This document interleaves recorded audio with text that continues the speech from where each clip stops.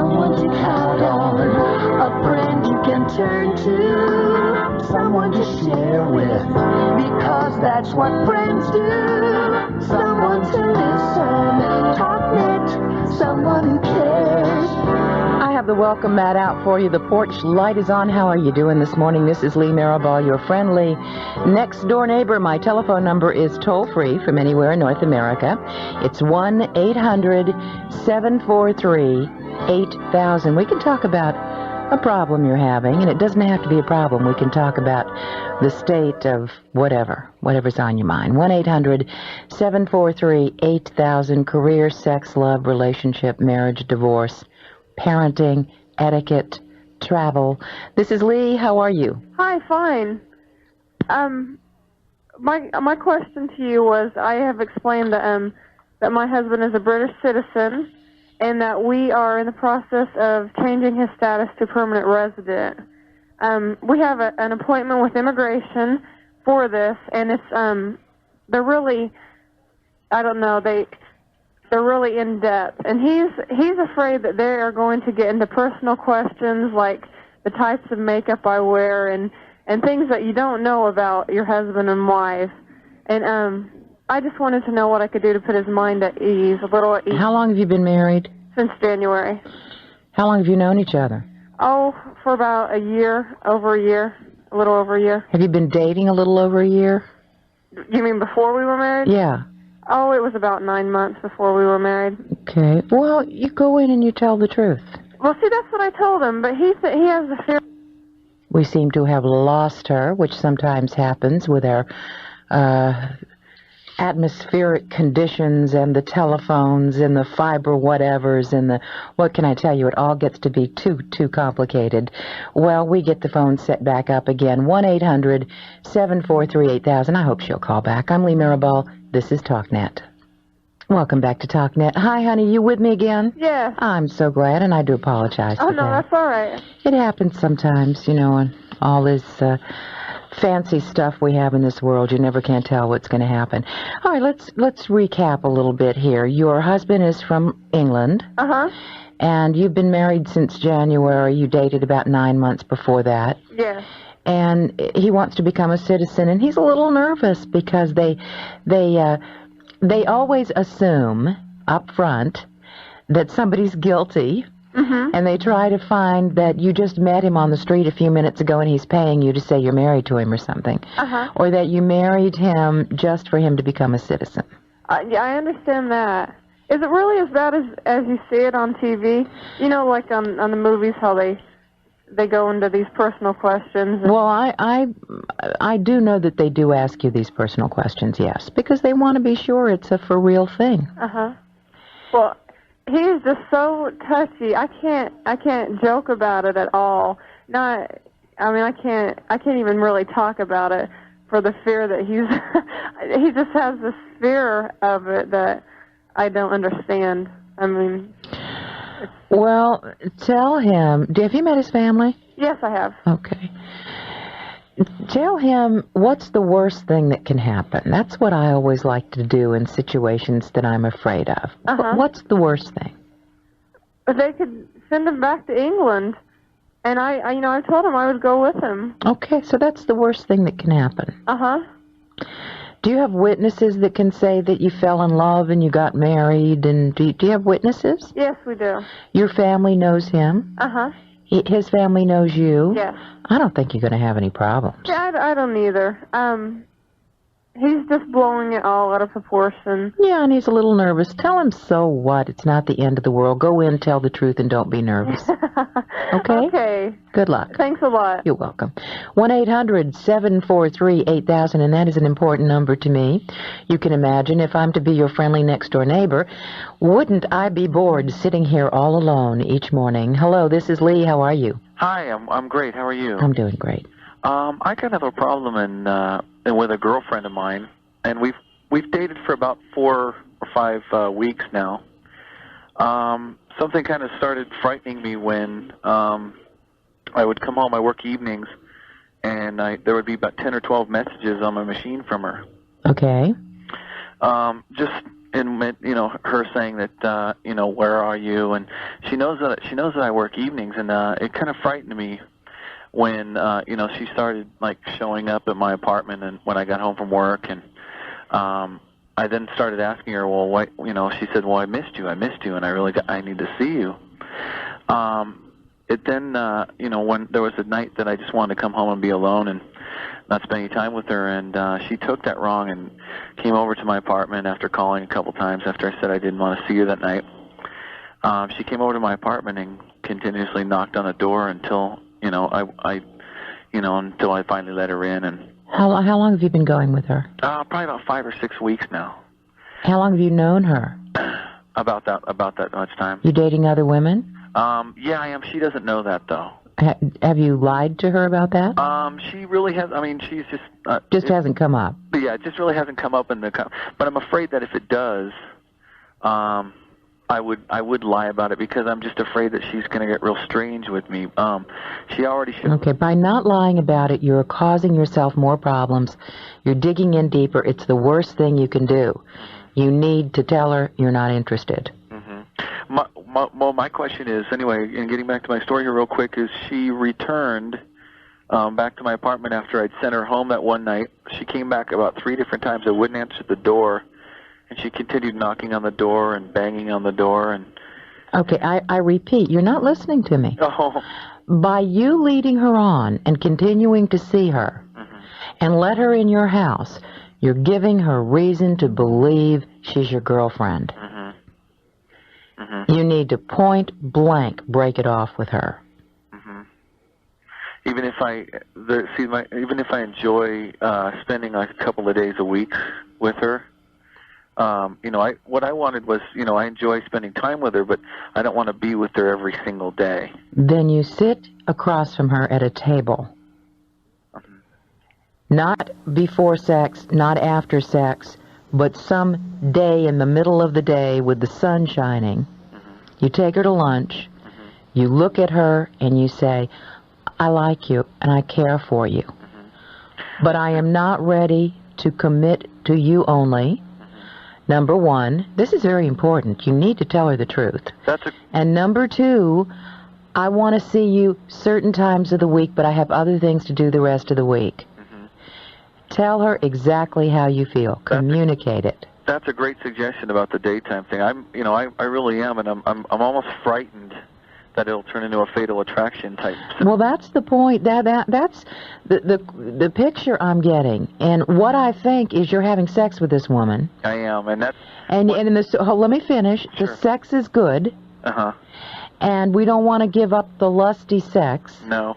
And that's what's going on here. You're thinking with your organ instead of with your intellect. Yeah. Well, that's one thing. Since she, after I'd sent her home that time, and I told her that really was a turnoff to me, her keep returning back and saying that she needed it to me. And then now the last couple of days she's creating emergencies because she has to see me and needs me to be over there because something very bad has happened to her. Anyway, then after I talked to her, I guess this was last night, then she said that, okay, fine, I did talk to her and tell her that I just want to see her from time to time, and, that we just go out and do whatever. She had just basically told me then that she just wanted to, she said, that's fine. And then I told her, then afterwards I decided that maybe it's best that maybe we just take like a couple weeks away from each other. And what did she say to that? She said, well, she wanted to just, she said she still wanted to see me even if it's just to have sex. Okay, you are being wimpy. You're not in control of the situation. You're leading her on by having sex with her. I am. And any woman who has sex with a man has a right to feel there's something happening. Exactly. And so you have to stop it, break up with her altogether, or set ground rules, and if she doesn't abide by them, break up with her. You're getting into a very bad situation here, and part of it is because you're still sleeping with the woman. I think I agree 100%. There are other fish in the sea. Okay? Yes, sir. Thanks so much for your time. I enjoy your show. You're welcome. 1-800-743-8454. 8000. This is Lee. Hello there. Hi, Lee. I have a question for you. I'm a waitress, and I bring home money every night, about $100 a night in tips. I work full-time, but I'm feeling a little fiscally irresponsible with the way I'm working with my money. Even though I can pay my bills all right and everything, I'm having a problem. I'd like more of a system. Okay. Like people who don't get to go home with the cash every night. All right. Pay yourself first. Take a percentage and put it in your savings account the next day. How far are you from a bank? About 3 blocks. I should also add I'm in college, so I'm pretty young. Okay. I've got a... You can walk up to the bank and make it, get some exercise every day. Okay. Walk up to the bank and pay yourself. Okay. Put it into your savings account. A portion of that money. What's a good percentage? It depends. Okay. It depends. At least 10%. And believe it or not, listen, if you put 10% of everything you earn in a savings account in 20 years, you're going to be looking pretty good, believe it or not. But whatever you think you can do. You need to pick that percentage out. Okay. And to do that, you should lay out a budget for yourself. What do I need for... Do you live in the dorm? No, I live in an apartment. You share it with someone? No, I don't. Okay. Well, you're doing very well. What you need to do is say, what is my budget? Okay. What do I need for rent, utilities, phone? What does food cost me a week? Or what do I want to spend on food in the week? Mm-hmm. What do I want to spend on movies, on fun, on emergency money, on... do you have a car? No. Okay, on bus fare, whatever.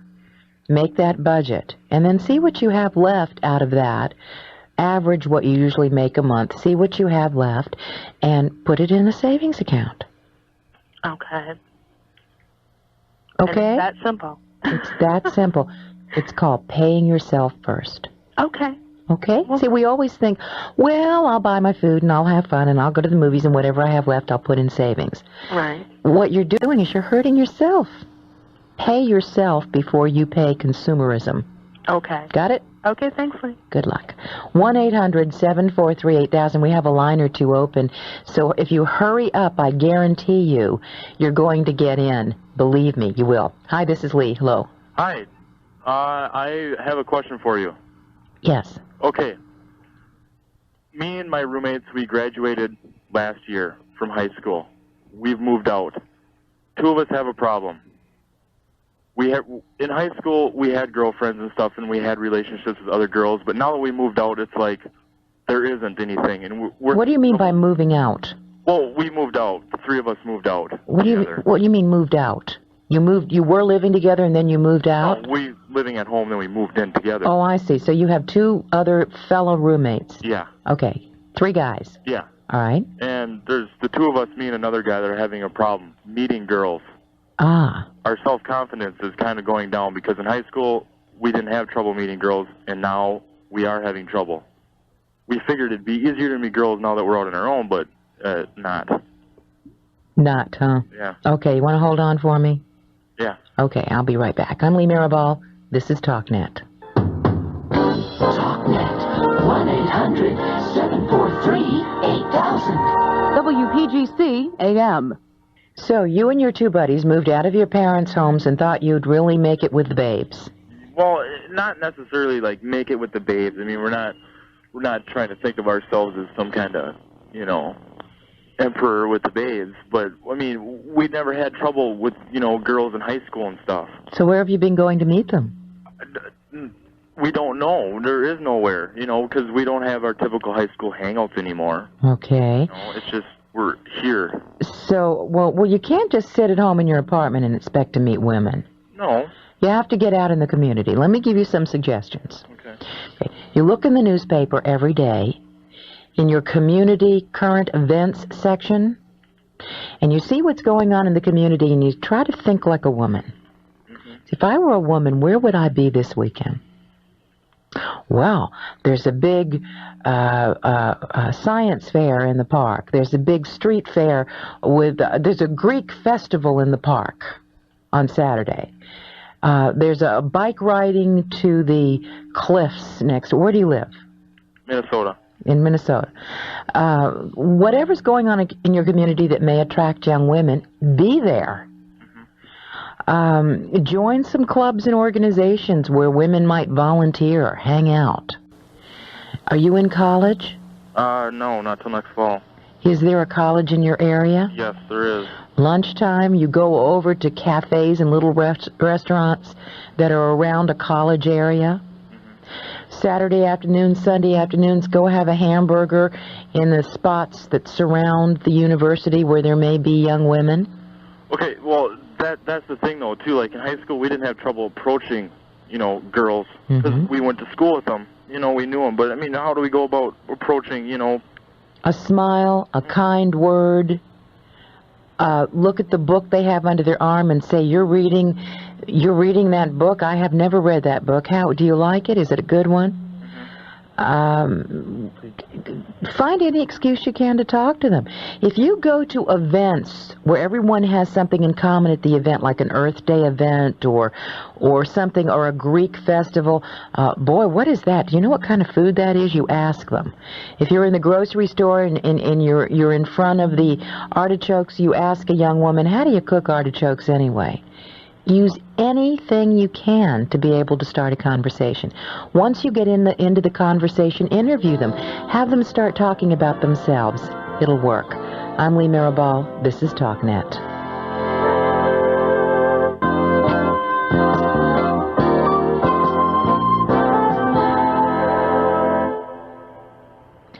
Regarding the last phone call, welcome back to Talknet, by the way. Regarding the last phone call, if you heard it from the young man, he's 19 years old. He's living with two other fellas, and they're having problems meeting young women. They just don't know how to go about it. Any fella in our audience who is about the same age, who feels that he's pretty good at going up to women and striking up a conversation, why don't you call up and let's talk about it, and let's try to help these young fellas a little bit. The number is 1-800-743-8000. Now, I want a nice young man, somebody who respects women and who goes about it in a nice way. If you're out there, I'd like to hear from you. This is Lee. How are you? Hi, I'm fine, Lee. How are you? Great. I have a question about wedding etiquette. Okay.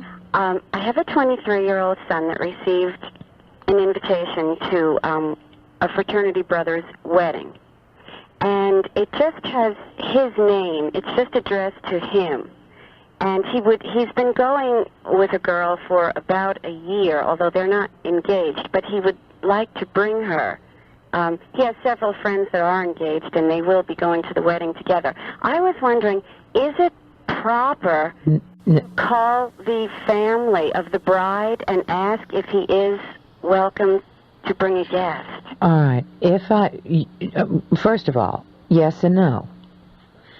When you receive an invitation to a wedding and it does not have a little card in the invitation saying, you plus one guest, will you be, check off, you guest. Did it have that? It has the card, and it does say number. It does say the number? Okay, we seem to have... Are you there? We seem to have lost her there. We'll check our phones out, and we'll be right back with you. 1-800-743-8000. I'm Lee Mirabal. This is Talknet. Welcome back to Talknet.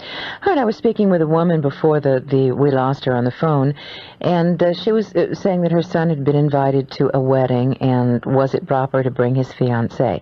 And I said yes and no. Basically, this is the way it works. If there's a little card in the invitation, and it allows you to check off a place for you and a guest, then of course it's a no-brainer. You can bring along a guest. If the invitation is just to you, and there's no card in it that suggests a guest, depending on how well you know the person, you can call them up. But I would not say, can I bring my fiancé? I would say simply, did you mean this just for myself or for myself and a guest? And I believe she's back on. You there with me? Yes. Okay. What did the little card say? It's an RSVP card, and it seems that it probably went out to everyone, because there is a blank for your name, number of persons, and there's a place where you can check your entree. There are two choices of entree. So I'm assuming that that went out to everyone. Does it say number of persons? Yes, it does. But I think that that probably went to everyone. Yeah, I understand that. But if it says it has a place for him to put number of persons, okay, then I would put 2. Okay. I would put fiancé and her name. Right. And put down the 2 entrees. Okay. As long as the little card asks you how many people, they're looking to find out how many dinners they need. Right. I understand that. I was a bit hesitant because the envelope that the card was addressed, the envelope on, that the card was in, which was inside the envelope that came to the house, the outside envelope just had his name and his address, and then the inside envelope just had his first name. And I was thinking that it might say, and guest, if he was... Well, no, because they're probably hoping that as many people as possible do not bring guests. That's true. And that was my yes and no. Okay. The no part is, if you have a question about it, the nice way to do it is just to call up and say, was this for myself or for myself and one guest? And that's it. That's all you have to ask. Right. Okay. Thank you very much. You're very welcome. I hope he enjoys the wedding. Hi, this is Lee. How are you? Oh, pretty good. Good. Got a little advice for the guys that your high school grads there that had moved out and was wanting to meet girls. Ah, you are our woman expert. Well, I wouldn't call it that. I've been married about 7 years and got 2 kids. I've been out of the market for a while, but meeting girls has always been pretty much the same as far as I've looked at it. One place that I've always found, and you find the nicer type girls that you want, they ever thought about looking into their local churches or their Red Cross activities? Okay, local churches are good, or synagogues. Mm-hmm. And your Red Cross volunteer agencies, they could put in, like I said, they're waiting to go to school next fall. Why not put in for some of their volunteer agencies or something like that, and you meet. Well, I gave them those suggestions. What their problem is they're having a problem actually meeting the women. Well, I'll tell you what I did. They know where the women are.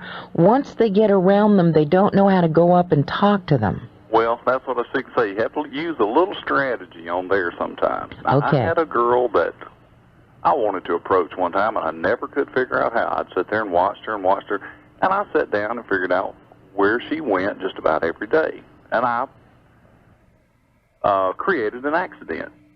I had myself around the corner and knew when she was going to come around, and I made just the biggest mess when I scattered her books and everything and stopped, picked them up for her and talked to her. And, I mean, sometimes you have to do little things like that. Yes, you do. Nature just don't help you out real good. But that's right.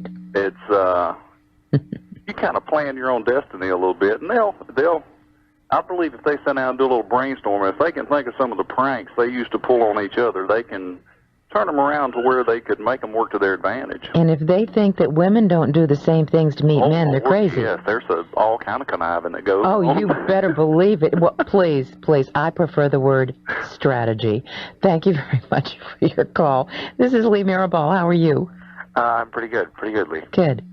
I was calling to make a suggestion to those gentlemen that called earlier. On how to meet women. Yeah. Okay. Okay, I remember when I got out of school, I remember having a little problem with that too. But what you got to do is, in any situation, wherever you are, if you see, if you're at work or whatever, I don't know what these guys do, but chances are they're in some kind of service business just because they're out of school. Sure. And they're probably not doing an office job. But just whenever you get a chance, whenever you see something you like, if you see a young lady that you find attractive or something, you just got to walk up to them and say something. I remember one time I was at a fast food restaurant, and I saw this girl pulling through the drive-thru, and she had to pull up to wait for him to bring her food. I saw her sitting there, and I just walked out there and started talking to her because I thought she was attractive. Yeah, and she was with her mother, mm-hmm. and I mean, it surprised a lot of people. That I was with some friends of mine, and there were some girls there too that were, you know, just friends, and they thought that was great. They thought, you know, I wish more guys did that because girls like it when you come up and talk to them. And you haven't always gotten every woman you went for, have you? No. Sure. No. You win some, lose some, right? Definitely. Okay. You know, I mean. So your advice is to be direct, go right up to them, smile, say something nice, such as, give us an example. Yeah.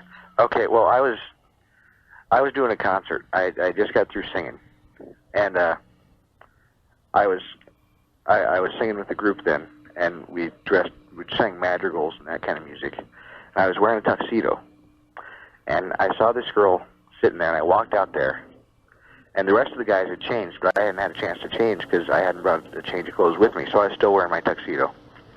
And I walked out there and I just said, yeah, well, you know, I was with some of my friends in there, and one of us is wearing a tuxedo, and I guess she had her mind on something else, and she didn't notice that I was wearing a tuxedo.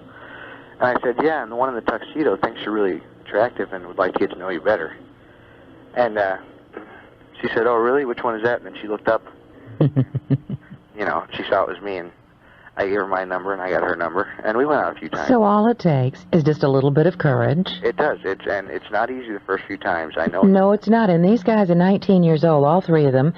They're going to go into business. They're going to have to learn how to market, and this is a marketing issue. Oh, it is, yeah. I know. I mean, then for a while there, it's scary, you know. Mm-hmm. You're thinking, oh, she's not going to give me the time of day. Well, thank you very much, and I'm sure they're still listening, and you've given them some great ideas. Be direct and take a risk. Okay. This is Lee. Hello. Hi, Lee. Hi. Thank you for taking my call. You're welcome. I'm trying to figure out. I have a stepdaughter that's going to be getting married soon, and I'd kind of like to get your input on how the invitations should be wrote. Okay, now when she graduated 2 years ago, the invitations were in her mother's name and also her father's name, my husband's name. And I would like the invitations for her wedding to be her mother, Mr. and Mrs., okay, her mother, and also myself and my husband, Mr. and Mrs. But her mother doesn't want it like that. She doesn't want my name on the invitation. Her mother doesn't want your name? No. Okay. She wants only her name and then her father's name, my husband's name. And wait a minute. I'm really confused here. Okay. But it's getting juicier every minute, however. Okay, you're divorced. Yeah. Okay. Your son is getting married. No, it's my stepdaughter. It's your stepdaughter. Yes, my stepdaughter. Your stepdaughter. Yes. Okay. And so your stepdaughter's getting married, and the mother, the natural mother of the daughter, wants the invitations to have her name on it, and she's no longer married to anyone. Well, no, she is married to another man. Has this man lived with the daughter? For 4 years. Okay. So she wants her name on it and your husband's name on it. Right. Right.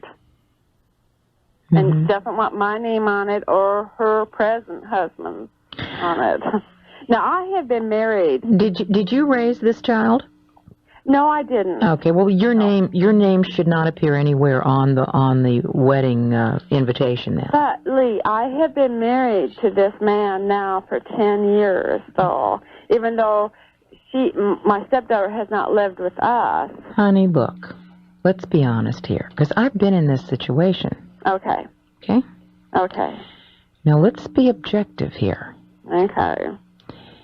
If your daughter, do you have a daughter? No, I have a son. If you had a daughter, and your daughter were getting married, would you want your ex-husband's new wife's name on the wedding invitation of your daughter? Think about it carefully here.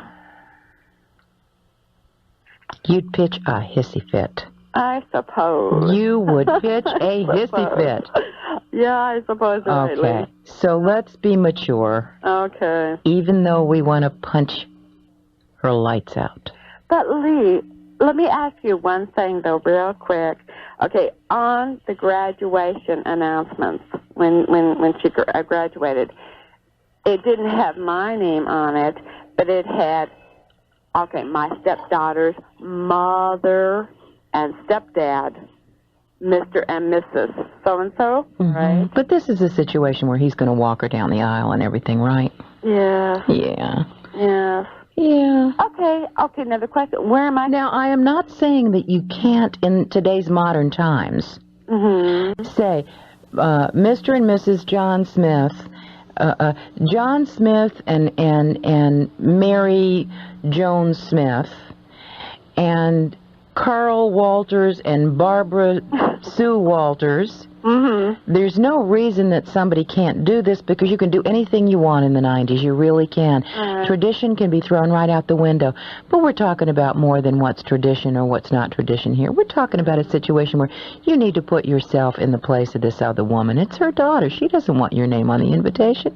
You're just the woman who married her ex-husband. Oh, darn it. I've been married a long time. It doesn't matter. You're not the mother of the daughter.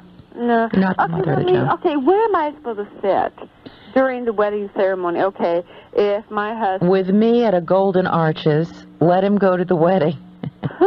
No. You don't have to go to the wedding, but if you want to go to the wedding... I want to. You sit on the bride's side. Okay. Now, she's very much a daughter to me. Okay, she is, and she has been for 10 years. Very much a daughter to me. You sit wherever the usher seats you. That's where you sit. And I'll have to sit all by myself. Sometimes not. You know, it doesn't really sound a whole lot fair. Well, at my daughter's wedding, my ex-husband, Mad Dog Mirabal, his wife sat right up in the front row with members of the family. And that's where she sat.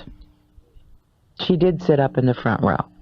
At a lot of other weddings, you sit in the back. But your job is to keep your mouth shut and be seated wherever they want to sit you. Your job is to be mature and not ask any questions. This is your husband's daughter. If he wants you to go to the wedding with him, you go to the wedding, you dress nicely, and you keep your mouth shut and you smile. That's it, okay? Okay. All right. Kind of tough, huh? I know, but you call me back after that wedding and let me give you a grade. 1-800-743-8000. I'm Lee Mirabal. This is Talknet. Talknet. 1-800-743-8000. Hi, this is Lee. How are you? Hi, Lee.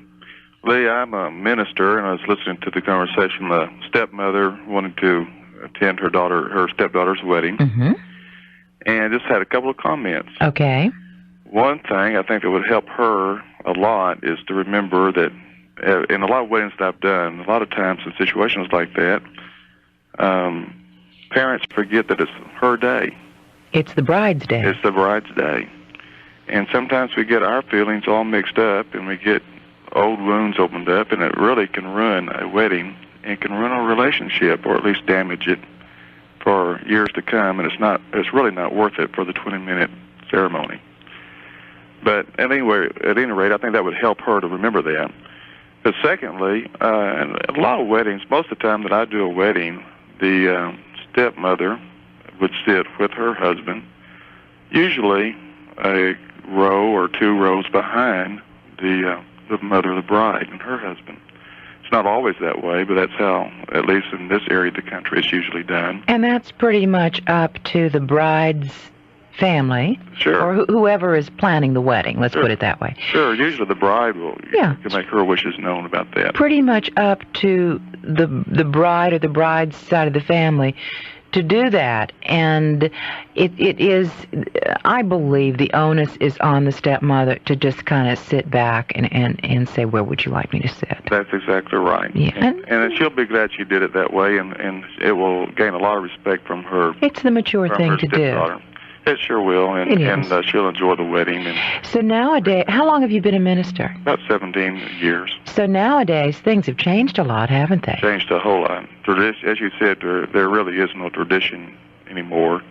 It's just about whatever the bride wants to do. Which I like. I think that's a great idea. It allows for some creativity, but I think what I was getting at is now we have stepfathers, stepmothers. The photographers come, they don't know whose picture to take. A lot of blended families. Exactly. And it's very difficult for the minister and the photographers, everyone. But if they, can just remember to put each other's interests ahead of their own, it will be a wonderful experience for them. Since I have you on the line, I get a lot of calls through the years about how much do we pay the minister? Well, I guess that's a question we get a lot. I always like to ask them what's she worth, but I'm teasing. But in my own situation, I don't really have a set fee. A lot of ministers do. What is the average fee that you get? I'd say an average would be probably $50. I'm getting anywhere from $25 to $100, and probably if you really wanted to do a minister right and all the time that he does put into it, I'd say $50 is plenty. $100 is very nice. All right. But I never do have a set fee. I never really charge. Everyone wants to give you something, however. If you had one pet peeve, what would it be? In weddings? Are ministers allowed to say they have a pet peeve? Oh, sure. Okay, if you had one pet peeve to tell me about, what would it be? About weddings? Oh, boy. I don't know. Probably just the subject we've been talking about is the blended family situation. It's very difficult.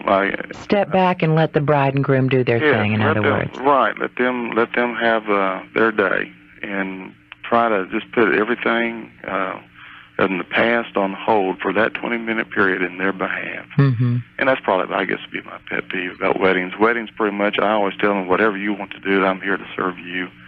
And we want to make it a great day for you. All right. Thank you very much for your call. That was nice. I'm Lee Mirabal. This is Talknet. This is Lee. Hello. Hi, Lee. Hope you can help me out. I'll try. Okay. It's been about a year, I guess. My father passed away last Memorial Day. And my mother, they had a business as a family, and I was on my own. I had my own job. And after he died, she had to continue working. And, no one else could do it, so I quit my job and moved home to run the business for her. And we've since then sold it, and we've moved. And I'm in this new area now, and I'm not really meeting anybody. I've been here about a month, a little over a month, and I can't get it in. I can't seem to get out there and start working. And I don't know, it seems like the last few weeks I've been waking up at night, and I'm like paranoid, and I don't know, I think I'm going crazy. I think someone's going to break into the house or something. Are you by yourself? No, I'm with my mother. We moved down here together. And you haven't gotten a job yet? No. You need to get out there. I know. You need to get out there. So what you do is you make yourself get up tomorrow morning, and you take your bath, you put your makeup on, you get dressed. You get out of the house by 8:30 with the newspaper in your hand. You go to a coffee shop, you sit down, you read the newspaper, you look in the help wanted ads. Do you have a resume? Oh, yeah. Okay. You take your resume with you, you take a list with you of who you're going to send a resume out to, you go mail them, whatever it takes, get out of the house in the morning as if you were going to a job. Okay. Is it something that, because the area we live in, it's like I think the place that I would need to find work is about 25 minutes away. Is it ethical, or I guess, I don't know what you would call it, to call people? Like go through the phone book? That's what I was thinking. Well, sure it is, but I'd get out of the house. I'm telling you, you've got other problems other than a job. Right. You're having some fear here, and I'm going to get you over this fear. Get yourself dressed tomorrow morning with your makeup on and get out of the house. Okay. Go sit in a coffee shop. A person has got a job when they're unemployed, and that job is to find employment. Right. That's your job. You need to get up every day, get dressed, and get out. Go for it tomorrow morning. Don't let another day go by without getting out. Okay? Do it. Call me back. It's going to work. Oh, well, interesting hour, wasn't it? Lots of interesting folks calling. Lots of wedding stuff and how to meet women and things of that sort. Important stuff in life. At 1-800-743-8000. And do remember, please, if life hands you bologna, eat chocolate. I'm Lee Mirabal. This is Talknet. Someone to count on, a friend you can turn to, someone to share with, because that's what friends do. Someone to listen, Talknet, someone who cares. Hi, how you doing? This is Lee Mirabal welcoming you to another hour of Talknet. Think of me as your friendly next-door neighbor. I'm just kind of sitting next door waiting for you to call, and we're going to talk about things that affect your everyday life. It could be career, etiquette, travel. We talk about travel, too. I haven't gotten a travel call in a bit. We talk about travel, etiquette, friendship, parenting, love, sex, romance, divorce, marriage. Hello, this is Lee. How are you? Hi, pretty good. Good. Thank you very much for taking my call, Lee. You're welcome. What's going on in your life? Okay. I'm divorced right now, or going through a divorce. My ex-wife left me to have several affairs. She filed for the divorce, and after about a year and a half, or a little more year and a half period, I finally met somebody and decided I want to go on with my life. Good for you. She now got, my ex-wife is now jealous of the situation, put the divorce on hold, and doesn't want to go through the divorce because she does not like the idea of me being with somebody else. This puts me in a very awkward situation. I no longer have any feelings for my ex-wife because of what she has done to me. Mm-hmm. Do you have an attorney? Yes, I do. What does your attorney say? Well, you still want a divorce? Yes, I do. Well, I want the divorce, but now if I'm in a situation where if I can file, that's going to start things right back at square one. And if I file, this is putting my relationship with the person I'm with now on hold, which isn't fair to her. And I need. Well, it's on hold anyway, no matter what you do. You can't marry her until you get divorced. Well, that's true. We're not speaking of marriage anyway. Oh, okay. We're far from that. We're taking. All right. So, in other words, let me make sure I understand this. Okay. Your morals do not allow you to date this woman unless your divorce is in the process, or what's going on here? Well, that's more or less my new girlfriend's morals. She feels very uncomfortable with the dating process with me still being married, but she's doing it.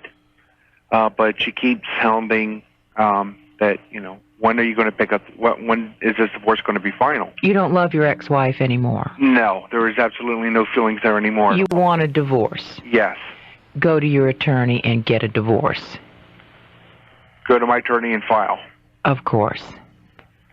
Okay. Now, you might want to tell your wife, look, we're starting from scratch. I'm going to do this, but we're starting from scratch. In other words, what you're telling me, if you continue with her divorce, you've already been through a lot of stuff. Right. And it's just a matter of filing? Right. It's just a matter of, I promised her I would give her the no-fault divorce. She said that she doesn't want the home and all this other stuff. Mm-hmm. And that I promised her it's cheaper to get, there's no kids involved. And it's actually cheaper to go through the no-fault divorce, even though there's plenty of fault on her side. How long were you married? 3 years. Did you buy the home together? Actually, the home we have is in her dad's name. And I make the payments on the home.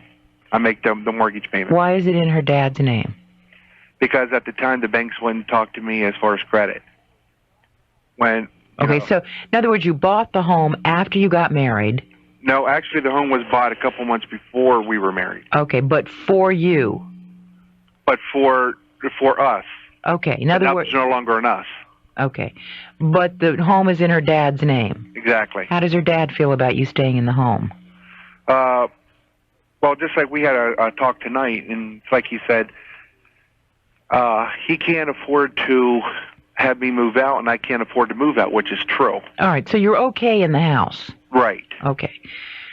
Tell your wife that if she does not go ahead and do the filing, that you're going to do it. And just don't give her any excuses. Don't explain. This is not emotional. This is business. This is business. Okay. And the truth of the matter is, if she doesn't go ahead and do the filing, it's going to cost you more money. So it's business. You don't owe her an explanation. Say either file or I'm going to do it. Okay, and this is the other kicker on the situation. She filed for the divorce, but now the gentlemen that she has left me for, they're all high school dropouts. None of them have jobs. She's pregnant to one of the guys now. She has absolutely no money. She collects welfare. How pregnant is she? About 4 or 5 months. Okay. They collect welfare, and now she says, well, I can't afford to pick up, to pay for this divorce now, and you have to pay for it. You have to pay for my half and your half. What's the right way to go on that? Is to, when you wake up tomorrow morning, 8:30, yeah, call your attorney. Okay. That's what you need. You don't need a talk show host. You're doing fine without me. You need an attorney. Okay, then everything I'm doing right then. Yes, you are. Just don't get emotional. Don't worry about it. Just get a divorce. Okay. Good luck. Thank you very much. And listen, does your attorney know your wife's pregnant? Yes, he does. Okay. All right. Good luck. Thank you very much. You're very, very welcome. I'm Lee Mirabal. This is Talknet. Welcome back to Talknet. How are you? This is Lee Mirabal. Hi. Thanks for taking my call. You're welcome. I have a question. I'm a black guy, and I was wondering, in terms of dating, how does one break the color barrier?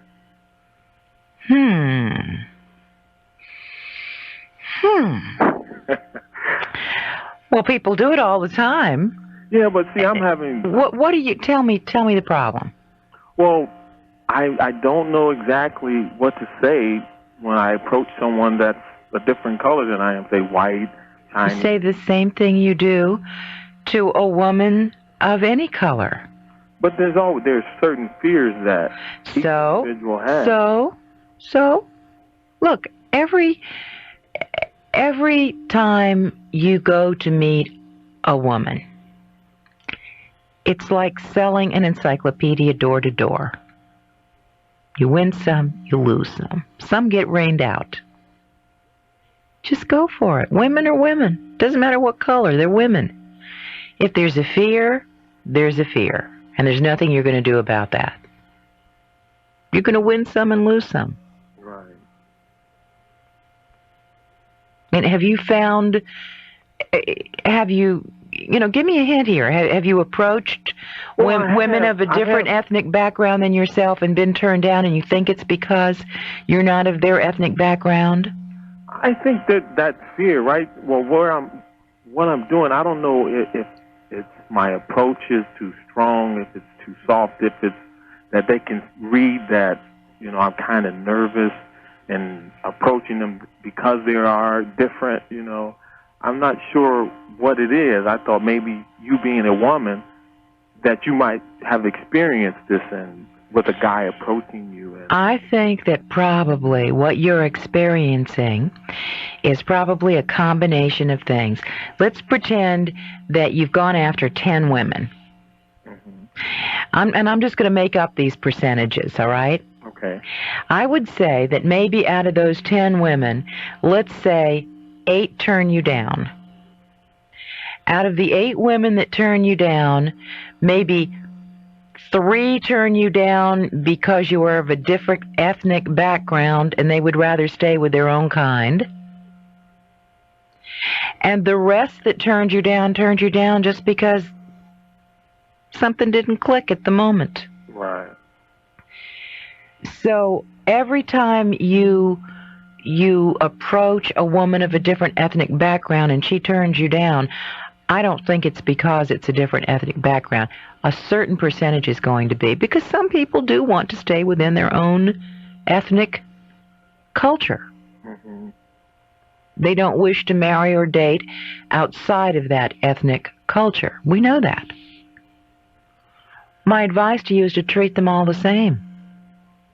Be nice. You sound like a nice guy. Yeah. You have a sense of humor, I'll bet. Definitely. Using humor is a great way to go about it.